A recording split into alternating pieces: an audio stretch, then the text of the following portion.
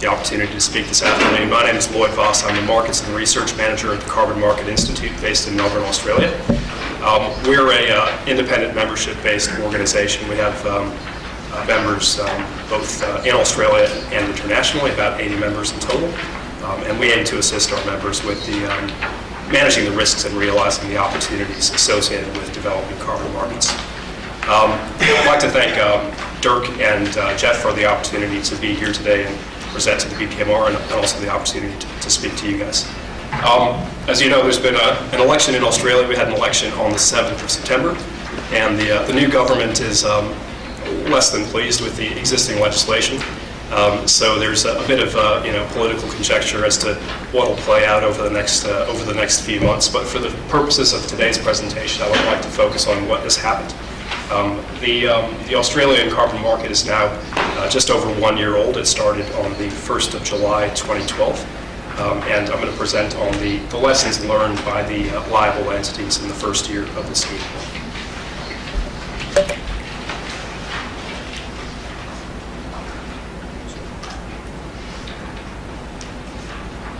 Sorry, is that the clear? Usually I don't want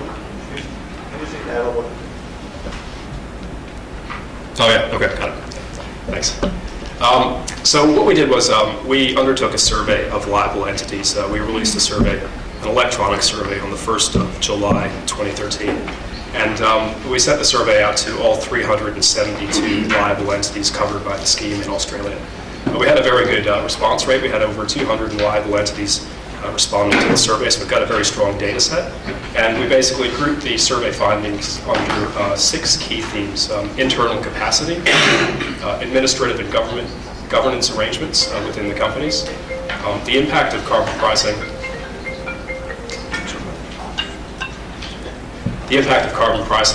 on those businesses.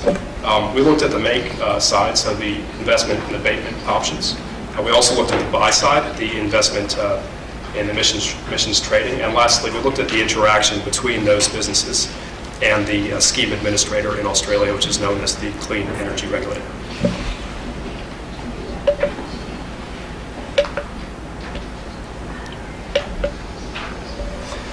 The aims of the survey were pretty straightforward. They were to capture the key issues faced by the companies in the first year of the scheme.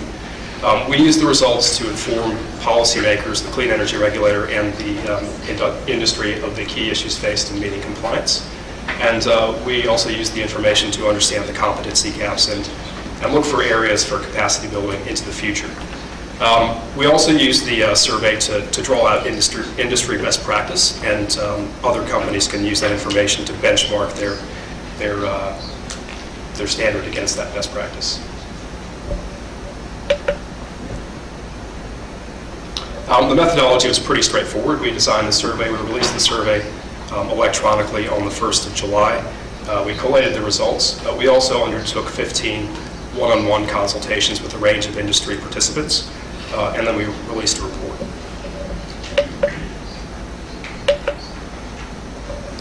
As I said before, we had a very good response to the survey. There were 82 respondents representing over 200 liable entities, so a good chunk of the 372 liable entities that are covered by the scheme.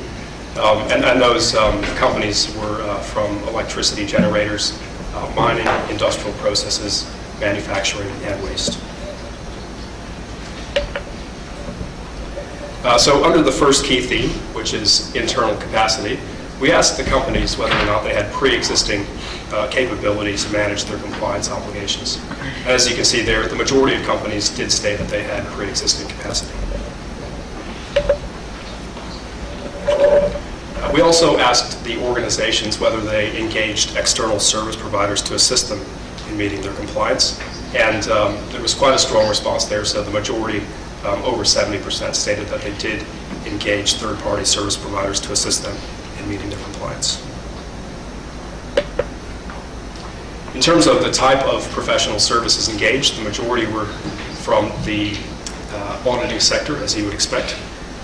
There were also a fair amount of legal practitioners engaged with contract management and cost pass-through issues. And also energy and emissions management was rated quite highly. So the key findings here were that there were two tiers of internal capacity amongst liable entities.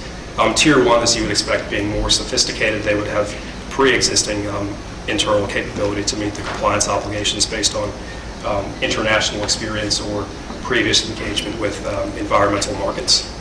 The second tier had some internal capacity, mainly through the NGERS reporting, which is our national greenhouse and emission reporting scheme. That's somewhat similar to the target management system we have here in Korea, and that provided a basis for the management of some of that emissions data within those companies. One of the things we noted was that policy uncertainty is impacting on the commitment of liable entities to actually invest in that internal capacity to manage their liability. And that policy uncertainty is an issue that was prevalent across the board, across all 6 themes and across all the companies that responded to the survey. It was acknowledged that the internal capacity required for the fixed price period, which is the first 3 years of the Australian market, is somewhat different to managing the price risk associated with the floating price period, which commences on the 1st of July 2015. And lastly, as mentioned before, external service providers were used extensively in meeting the requirements. We then asked the companies about their administrative setup in meeting compliance, and we asked them whether they established new governance and carbon risk management frameworks to comply. And again, the majority strongly agreed that they did engage, they did establish new governance policies. We asked whether new internal lines of communication, coordination, and decision-making were created, and again, there was a strongly agree from that question. And lastly, and this is quite important, we asked whether the corporate boards were engaged in the issue of meeting compliance and managing their liability. And the large majority noted that they did engage the boards in that decision making. So that's quite a positive development. It shows that it comes from the top level. So the key findings here were that the history of our national greenhouse and energy reporting scheme, similar to your target management scheme, enabled liable entities to have in place adequate controls and assurance around the emissions data. So that's a good starting point. For the first time, placing a dollar value on those emissions resulted in new internal lines of communication and coordination. And quite often that was between the environmental side of the business that manages the energy and the data, and the CFO's office, which controls the purse strings. And that connection was quite prevalent. That was a really good signal that those companies were putting out. As you'd expect, new governance and risk management frameworks were developed, and as noted before, quite often they involve the board and senior management. There were 2 main approaches to this governance. One was top-down, which was driven by the board, and the other was bottom-up, which was driven by those responsible for the energy data. And lastly, these companies noted that having made the investment in the scheme, any changes would be costly, and any repeal of the mechanism would also incur cost in the deregulation of the business. So then we asked the companies what was the impact of carbon price on your business, and how did you manage that through the business. And we asked them whether they were able to adequately pass the cost through to their customers. And again, we had over 70% of those companies noting that they were able to pass those costs through. We also asked them whether the carbon price created any commercial business opportunities for their organization. To this question, there was a strong disagree, and that was mainly because of the political uncertainty associated with the scheme. The key findings for the carbon price impact were that carbon cost impacts were modeled and were able to be passed through to both upstream from suppliers and downstream to customers. Those contracts were looked at and revised to take into account the carbon cost. And also those companies developed strategies to communicate the carbon costs that were passed through the value chain. Political uncertainty, again, is making it somewhat difficult for these companies to model future carbon price scenarios and the potential impacts on their business. And when we talked to these companies in the one-on-one consultations, they stated that the carbon price was an issue, but there were other issues that were of a higher priority or higher impact on the business. So those would be the high Australian dollar, high wage costs, and rising energy costs. So carbon was an issue, but it was a lower order issue than those others. And then lastly, as shown before, the identification of commercial opportunities was limited due to the uncertainty surrounding the scheme. We looked at the make side, so the investment in abatement, and we asked the companies whether having a carbon price elevated the priority to assess internal abatement. And as you can see there, over 50% mentioned that the carbon price did elevate the priority to assess those projects. We then asked them, have you actually committed money to those projects? And 30% stated that they have, so 1/3 have actually invested, whereas the others haven't, and that's quite an interesting fact. So they've assessed it, but they haven't, in the main, actually implemented those projects. And lastly, we asked whether the companies had factored in carbon price into their future investments, and by and large, the majority of companies, over 70%, stated that they were factoring in a carbon price of some sort over the medium to long term.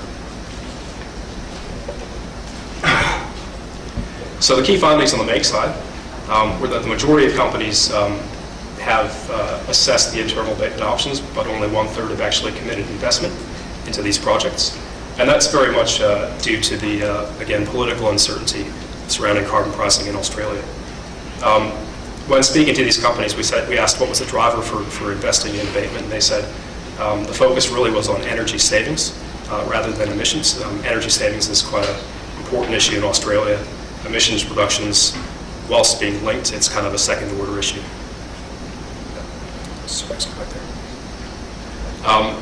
Looking at policy uncertainty again, in terms of the projects that they actually undertake, they tend to be short-term projects, projects with a longer payback period, or projects requiring large capital outlays were often considered too risky in this current environment. And as discussed before, there was, most companies noted that they factor in some sort of carbon price in their investment decision making in the long term.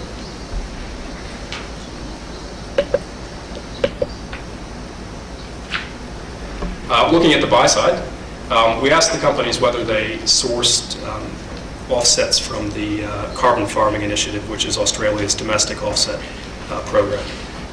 Only 1/3 of the companies sourced those. The majority, over 50%, stated that they did not actually source units from the Carbon Farming Initiative. Our market, as I said, is a fixed price market for the first 3 years, and it transitions to a floating price market in 2015.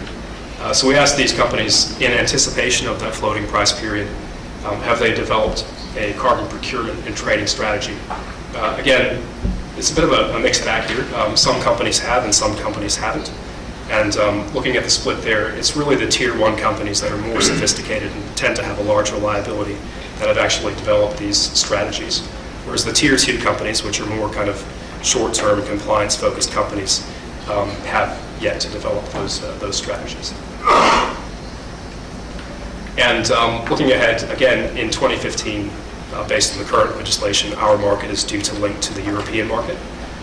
And the European price is expected to have a big impact on the Australian price. The two prices are expected to track quite closely from that on. We asked whether these companies were tracking developments in the international market with a view to understanding the Australian price in 2015 and beyond.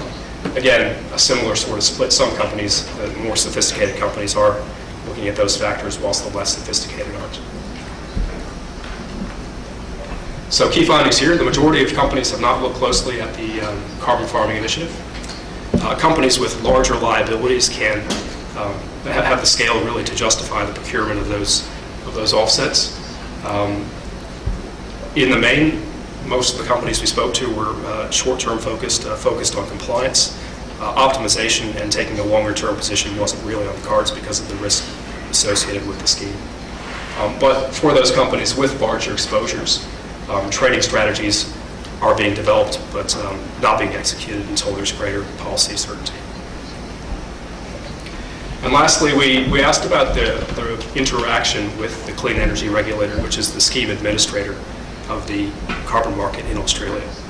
And we asked whether they had received from the regulator a clear understanding of the timelines and compliance actions required. And in the main, most companies strongly agreed that they had good communication with the regulator and understood what was required to meet compliance.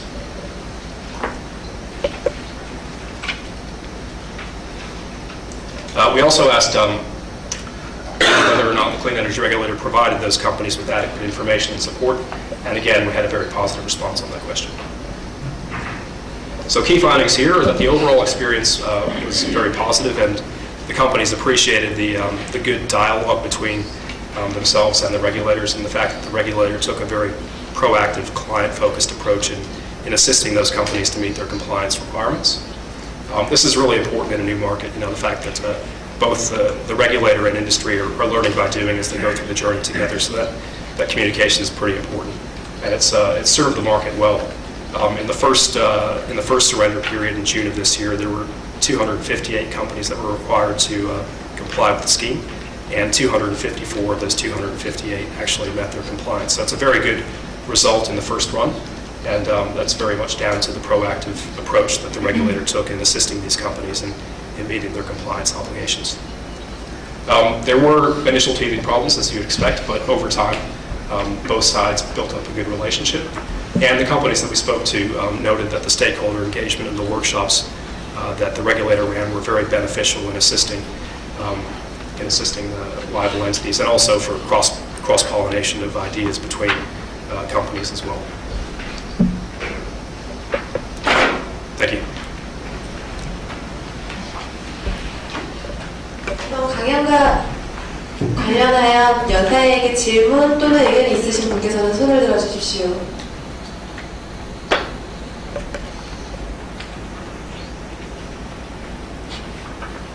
질문이